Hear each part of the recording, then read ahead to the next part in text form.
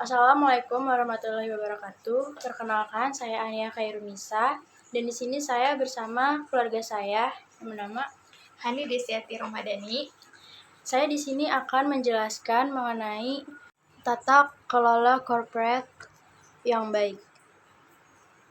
Corporate governance definisinya yaitu seperangkat peraturan yang mengatur hubungan antara pemegang, pengurus atau pengelola perusahaan, pihak kreditur, pemerintah, karyawan, serta para pemegang kepentingan internal dan eksternal lainnya yang berkaitan dengan hak-hak dan kewajiban mereka, atau dengan kata lain suatu sistem yang mengendalikan perusahaan.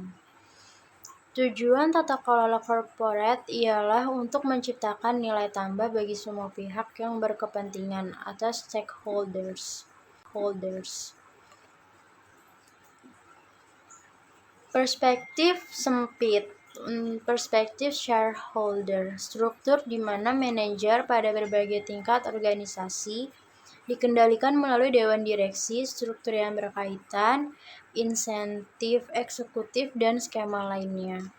Sistem tata kelola corporate terdiri dari berbagai peraturan yang menjelaskan hubungan antara pemegang saham, manajer, kreditor, pemerintah, dan stakeholders yang lain atau menjelaskan hak dan kewajiban pihak tersebut. Berbagai mekanisme yang secara langsung ataupun tidak langsung menegakkan peraturan tersebut.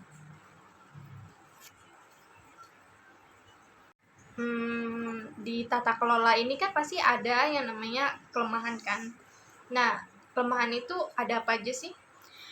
Iya, lemahnya tata kelola itu banyak nimbulin dampak kayak kaum miskin tidak mendapatkan akses pelayanan publik yang dibutuhkan karena selalu berkompromi dengan birokrasi yang korup.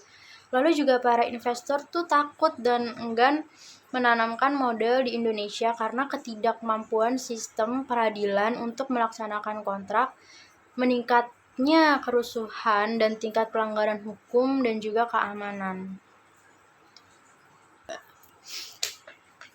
Analisis berbasis transaksi. Definisinya, untuk melakukan suatu transaksi pasar, diperlukan identifikasi dengan siapa seseorang itu bertransaksi, menginformasikan kepada masyarakat bahwa seseorang ingin berurusan beserta persyaratan yang telah dipenuhi. Lalu, melakukan negosiasi hingga penawaran, menulis kontrak, melakukan pemeriksaan yang diperlukan untuk meyakinkan bahwa syarat-syarat kontrak telah diikuti dan seterusnya. Lalu kelemahan analisis cost. Masalah sentralnya adalah dikurangnya kerangka teoritis yang mendalam. Analisis cost dinilai tidak konsisten karena perusahaan dan pasar merupakan metode alternatif yang mengordinasikan produksi. Menurut Oliver Williamson, ilmu ekonomi modern mengenai biaya transaksi, yaitu good corporate governance di lingkungan BUMN. Tata kelola corporate di lingkungan BUMN. Good corporate governance atau GCG di lingkungan BUMN. Paradigma good corporate governance yang baru menekankan pentingnya nilai-nilai, keyakinan, asumsi-asumsi dasar yang bercirikan prinsip-prinsip utama, yaitu transparency, fairness, accountability, dan responsibility. Lalu, tata kelola corporate di lingkungan BUMN juga memiliki prinsip yang perlu diterapkan di Indonesia, seperti partisipasi, penegakan hukum, transparansi, responsif, pemerataan, visi strategik, efektivitas dan efisiensi, profesionalisme, akuntabilitas, dan yang terakhir pengawasan.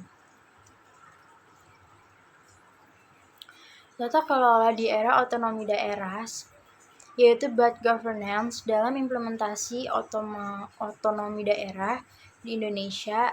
Yang pertama, kuatnya semangat memungut retribusi, pajak, maupun pungutan lainnya dengan kurang memperhatikan pelayanan publik secara optimal.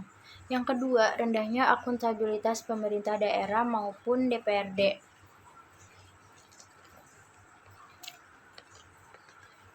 Tata kelola di era otonomi daerah, pelaksanaan otonomi daerah dalam memperbaiki kinerja pelayanan publik dirangkum dalam 2 studi, yaitu Dwianto pada tahun 2002 dan Kuncoro pada tahun 2004. Hasil survei menemukan fakta berikut seperti setahun setelah pelaksanaan otonomi daerah, kinerja pelanggaran otonomi daerah belum memiliki banyak perbaikan. Kesimpulan yang sama diperoleh para pengusaha, terutama pelayanan yang berkaitan dengan perizinan dan investasi. Dalam hal perizinan dan investasi, biaya yang dibayar oleh masyarakat jauh di atas biaya resmi yang telah ditentukan dalam peraturan daerah. Masih tata kelola, peluang untuk melakukan perubahan mendasar bagi Indonesia yaitu mengubah sumber pertumbuhan ekonomi yang ditopang oleh konsumsi menjadi digerakkan oleh investor dan ekspor, perbaikan iklim bisnis atau investasi. Yang pertama, reformasi pelayanan investasi. Yang kedua, penyederhanaan sistem dan perizinan, penurunan berbagai pungutan yang tumpang tindih dan transparansi biaya perizinan. Dan yang terakhir, reformasi peraturan. Menjadikan para birokrat dan pejabat di pusat maupun daerah sebagai fasilitator bagi dunia bisnis, menghilangkan grease money.